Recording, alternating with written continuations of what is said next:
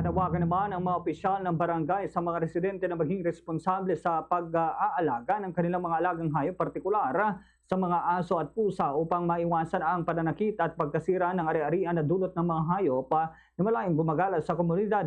Sa panayam ng Bombo Radio Kawain kay punong Barangay Quinton Romero ng Barangay Caloocan, mayroon nang umiiral na mga kaukulang parusa para sa mga may-ari ng hayop na nagdudulot ng pinsala. Gayunman, madalas umanong nakikipagtulungan ang mga may-ari sa mga naapektuhan upang marisolba ang mga insidente.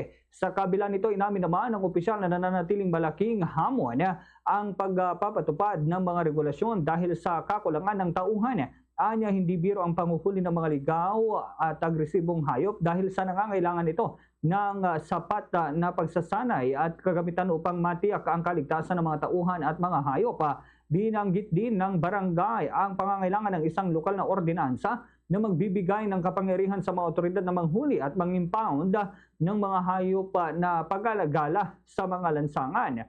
Sa kasalukuyan, wala pa umunong ganitong ordinansa sa kanilang nasasakupan. Dahil dito nananatiling suliranin sa komunidad ang pagdami ng mga hayop na malayang gumagala. Umaasa naman ang barangay sa mga nasa pamamagitan ng mas mahigpit na regulasyon, karagdagang tauhan at pagsasanay para sa mga manguhuli ng hayop ay mas mapapabuti na ang pagpapatupad ng mga hakbang para sa kaligtasan at kaayusan ng publiko. Ganito ang bahagi ng pahayag ni punong Barangay Quinton Romero.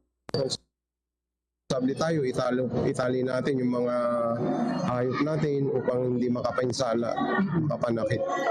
Pag nakadisgrasya naman po yung aso nila, napapakiusapan naman natin na tumutulong naman po sila sa mga nakakagat nila. Pero karamihan naman po ay tumutugon na itali po at ikulong nilang mga alaga.